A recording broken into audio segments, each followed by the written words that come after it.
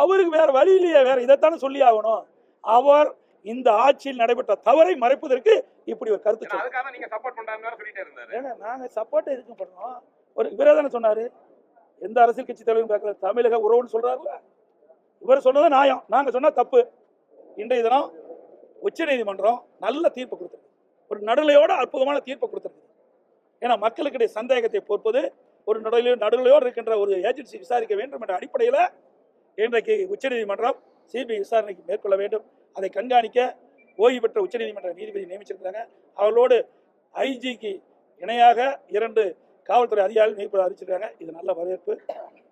ஆக இந்த நிகழ்வை பொறுத்த வரைக்கும், கரூர் நிகழ்வை பொறுத்த வரைக்கும் அரசனுடைய அலட்சியம், அதோட எதிர்க்கட்சி என்ற முறையில் முழுமையான பாதுகாப்பு கொடுக்காத காரணம், அடுத்தது காவல்துறை முழுமையான பாதுகாப்பு கொடுக்காத காரணத்தினால 41 உயிர்கள் இழந்ததற்கு இந்த அரசு தான் பொறுப்பு. முதலமைச்சர் சொல்றாரு உள்ள இந்த சம்பவத்தை கரூர் விவகாரத்தை நாங்க அரசியல் பண்ண விரும்பல அப்படின்னு சொல்றாரு. ஆனா நீங்க திட்டமிட்டு ஒரு சந்தேகம் இருப்பது ஒரு கடுமையான குற்றச்சாட்டு. இது அரசியல் நான் எதை பேசுறேன், நடைபெற்ற சம்பவம். இதே முதலமைச்சர் சொல்றார், தமிழக உறவுன்னு சொல்றார். என்ன அந்த உணர்வோடு தான் நானும் பேசுறேன். இன்றைக்கு அவர் சொல்லும்போது முதலமைச்சர் ஒரு கருத்து சொல்றார், இந்த சம்பவத்தில் உயிரிழந்தவர்கள் எந்த கட்சியை சார்ந்தவர்களாக இருந்தாலும் என்னை பொறுத்தவரையில் அவர் நம்முடைய தமிழ், அந்த உணர்வோடு தான் நான் பேசுறேன். எங்கேயுமே அரசியல் பேசுறேன். இந்த சம்பவம் நடைபெற்ற அடுத்த நாள் காலையில் 27 நடக்குது, 27/9/2025 நடக்குது. நான் 28/9/2025 நேரடியாக மருத்துவமனைக்கு போய் அங்கே இறந்தவர்களுக்கு அஞ்சலி செலுத்திவிட்டு பாதிக்கப்பட்ட காயமடைந்தவர்களை நான் நேரடி ஆறு சொன்னேன். அப்போ பேட்டி கொடுக்கும்போது என்ன உண்மை தெரிந்த பிறகு நாம் செய்தியாளர் சந்தித்து விவரங்களை தெரிவிக்கலாம் என்று தான் தெரிவித்தேன். இன்று வரைக்கும் அரசியல். ஆனால் இன்றைய முதலமைச்சர் 0 அவர்ல பிரதான எதிர்க்கட்சி கரூர் சம்பவம் குறித்து பேசிய பிறகு அவர் அதுக்கு பதில் சொல்லியிருந்தா பரவாயில்ல. ஆனால் எனக்கு அந்த வாய்ப்பை கொடுக்க மறுத்துவிட்டு ஆளுங்கட்சி சேர்ந்த முதலமைச்சர் அவர்கள் இந்த நாங்கள் என்னென்னலாம் செஞ்சோம்னு தெரிவிக்கிறார். ஏன் இந்த பயம், ஏன் இந்த பதட்டம்? அப்போ இது ஏதோ ஒரு உள்நோக்கம் இருப்பதாக கருதப்படுகிறது, சந்தேகம் ஏற்படுகிறது.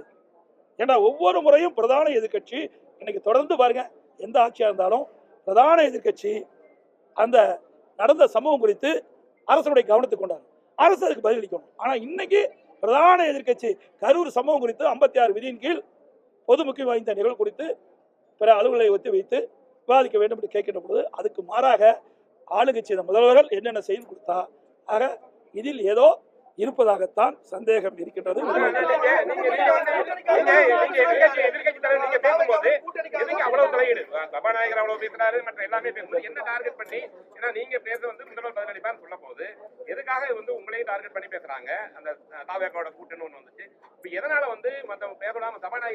அதட்டும். ஏன்னா நீங்க சிபிஐ விசாரணை மேற்கொள்ளப்பட்டு விட்டாங்க.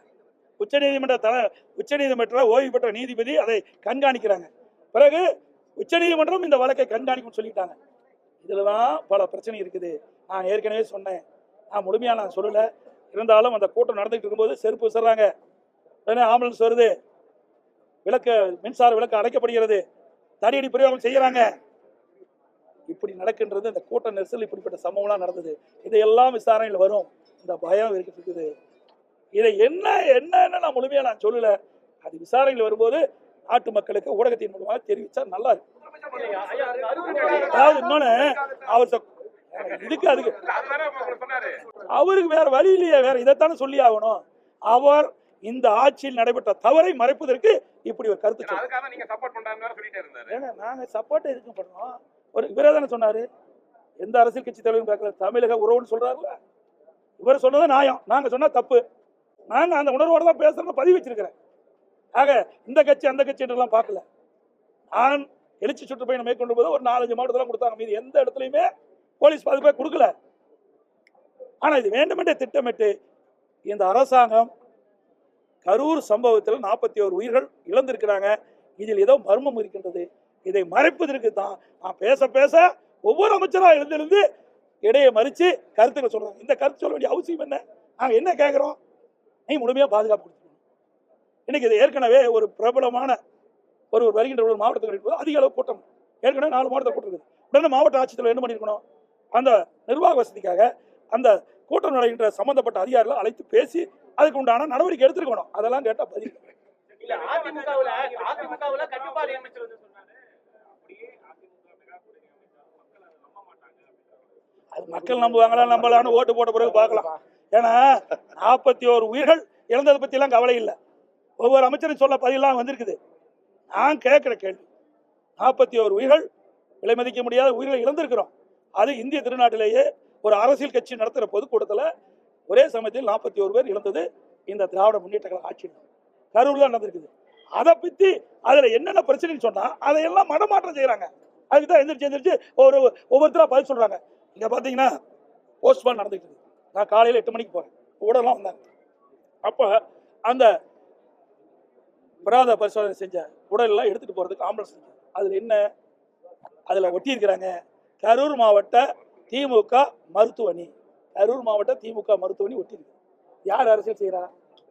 திமுக தானே அரசியல் செய்யுது. நாங்களா அரசியல் செய்யறோம்? ஏன் அரசாங்கத்தில் வண்டி இல்லையா?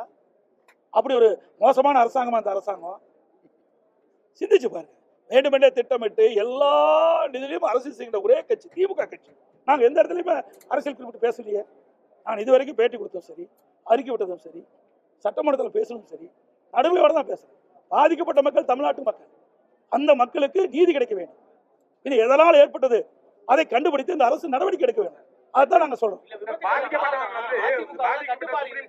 ஆனா தாவேகாவுல கட்டுப்பாடு இல்ல. கட்டுப்பாடு இல்லாத விபத்துக்கான காரணம் 7 மணி நேரம் தாமதம் சொல்லி நடந்து கொடுத்தாரு. எல்லாம் சிந்திச்சு பாருங்க. 4 இடத்துல கூட்டம் நடந்தது. 4 இடத்துல இதே திமுக ஆட்சி தான். திருச்சி அப்ப என்ன நடந்தது? அரியலூர் எப்படி நடந்தது? நாகப்பட்டினம் எப்படி நடந்தது? திருவாரூர் எப்படி நடந்தது? அப்போ அந்த அரசாங்கம் என்ன கும்பகர்ணம் தூங்கிட்டு இருந்ததா? சிந்திங்க. ஒரு அரசு தான் எல்லா பொறுப்பும். ஒரு அரசு தான் ஒரு கூட்டத்துக்கு தக்க பாதுகாப்பு கொடுக்க வேண்டும். அதில் ஏதாவது குறைபாடு இருந்தால் அந்த கட்சி தலைவர் குறைச்சி இப்படி இருக்குது, இப்படி சரி செய்யுங்க அப்படி சொல்ல வேணும். அப்புறம் மாவட்ட நிர்வாகம் இப்படி பல இடத்துல நடந்திருக்குது. இப்படிப்பட்ட கூட்டம் கூடுது, இதற்கு எப்படிலாம் நடைமுறை பின்பற்ற வேண்டும் என்ற கூட்டத்தையெல்லாம் எதுவுமே கூட்டலையே, எதுவுமே செய்யலையே. நிகழ்வு நடந்து விட்டது. இந்த நிகழ்வை மறைப்பதற்கு இந்த அரசாங்கம் ஏதோ ஒரு நாடகத்தை அரங்கேற்று. உடற்கூறாய்வு பண்ணும்போது எதனால சீக்கிரம் பண்ணான்னு சொன்னதுக்கு வந்து ஃப்ரீசர் பாக்ஸ் இல்ல அப்படின்னு மெயினா வந்து அங்க உள்ள வந்து குளிரூட்டப்பட்ட அது வந்து எவ்வளவுதான் வந்து ஒரு மருத்துவமனையில நவீனமாக்கப்பட்ட மருத்துவமனையில எவ்வளவுதான் இருந்தது அதை பத்தி ஏதாவது சொன்னாங்களா? ஏங்க இவ்வளவு மருத்துவர் அழைக்கிறேன்னு சொல்றீங்க. குளிர்சாதன பெட்டி இந்த அரசாங்கம் நினைச்சா வராதா? ராத்திரியா மீட்டிங் போடுறீங்க. ராத்திரி என்ன மக்கள் என்ன தமிழ்நாட்டு மக்கள் ஒன்றும் தெரியாதவங்களா? எல்லாம் சிந்திச்சு பாருங்க. இவ்வளவு டாக்டர் வரவழைக்கிறீங்க. இந்த குளிர்சாதன பெட்டியை ஒரு 41 பெட்டி வரவழைக்க முடியாதா? கரூர்லயே 10-15 இருக்கும். பக்கத்துல எல்லா நகரமும் இருக்குது. நாமக்கல் இருக்குது, பக்கத்துல திருச்சி இருக்குது. எவ்வளவு வந்து குளிர்சாதன பெட்டி வரவழைக்கலாம். ஆனா ஏதாவது ஒரு சாக்கு போக்கு சொல்லி அதுக்கு சமாதானப்படுத்துறாங்க.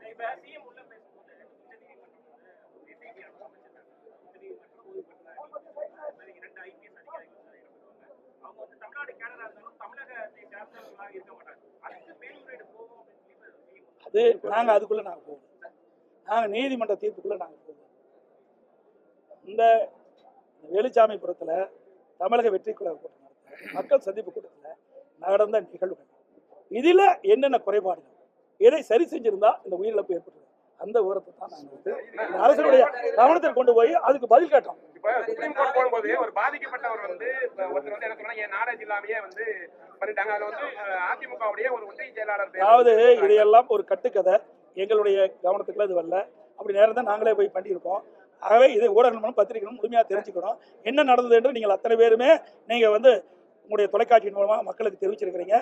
நாங்கள் பிரதான எதிர்க்கட்சி என்ற முறையில் இன்றைக்கு கரூர் நகரத்தில் வேலுச்சாமிபுரத்தில் நடந்த நிகழ்வு குறித்து இந்த அரசுடைய கவனத்துக்கு 56 விதிகளை கொண்டு வந்தோம். அதை பற்றி பேசணும். அதுக்கு தகுந்த விளக்கம் இந்த அரசால கொடுக்க முடியல. இந்த அரசாங்கம் திட்டமிட்டு சரியான பாதுகாப்பு கொடுக்கல. இந்த அரசாங்கத்துடைய அலட்சி தான் இந்த 41 பேர் போனதுக்கு காரணம் வைக்கிறது.